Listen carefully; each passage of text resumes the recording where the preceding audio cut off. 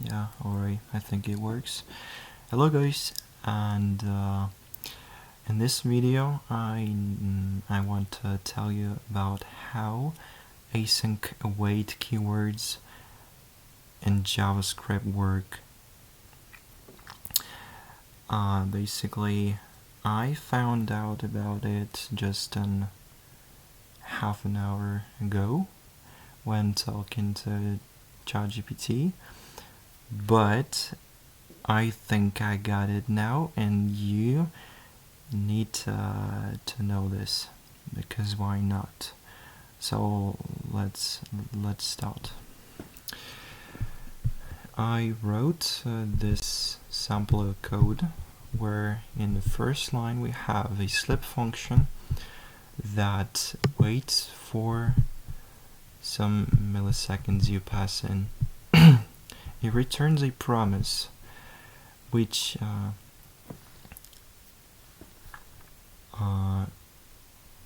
accepts the resolve function, which is a set timeout.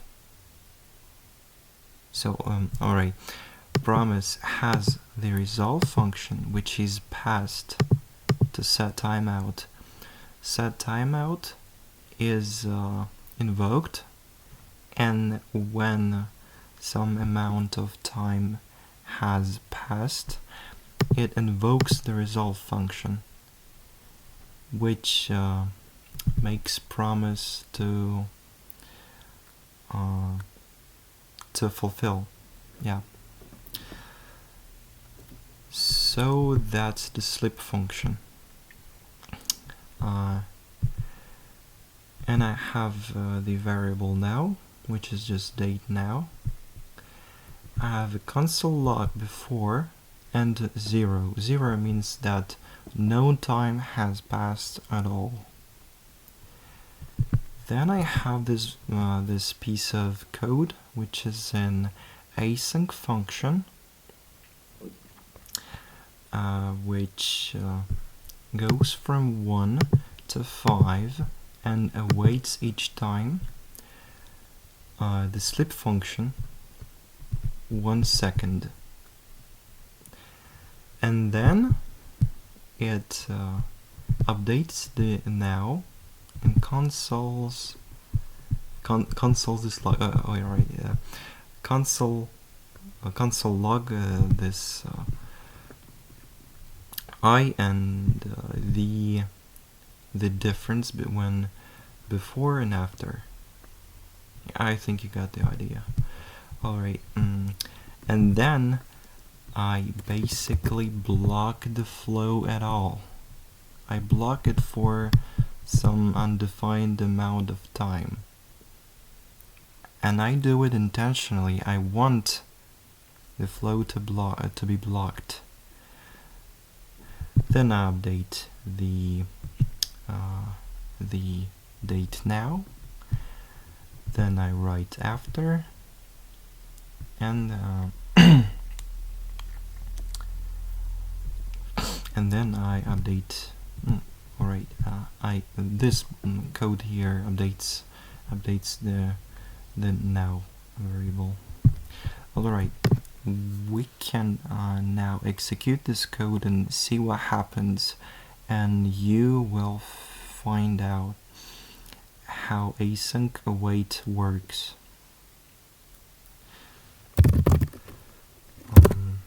So let's see.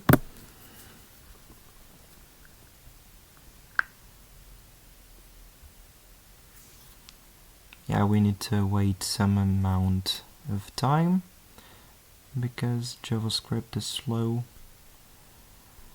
and I really wanted it to be slow here, as you see. Alright, we have before, which is 0. We have after, and you know what after is? It's here. It's after the whole async await block. It's after the blocking flow code, which is just for loop. So let me explain what happens. JavaScript declares this function, declares this variable, and consoles this log. Alright, then it declares this async function, which immediately returns a promise and goes forward. Then the flow is blocked because of this for loop. So nothing happens before this for loop is completely executed. Then we update the data console log. So we are here. And let me explain what happens next. So as you see, we are at the last line of code, and JavaScript knows that there is no code it needs to execute. There is no code to be executed at all. There is no flow. That means it can check the event loop. And as you see, it does it immediately. This 7 right here means that really no time passed between after and this line. It immediately checks the event loop. It executes this callback right here immediately, and then it executes it again with await. So it waits this sleep again and again and again. As you see, there is 1 second between the next ones.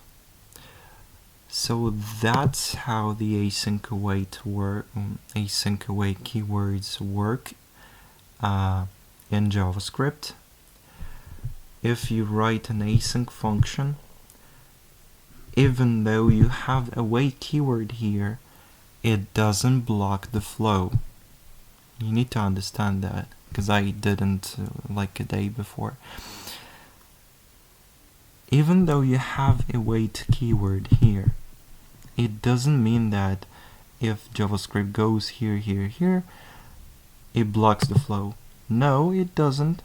It just goes here. It starts this function and goes forward. It doesn't wait it to be fulfilled, and it doesn't wait for a promise to be fulfilled. It goes forward. It goes to the for the last line of code, and only then it checks if promise is fulfilled. So I think this video is really useful because this information was useful for me, and yeah, have a nice day.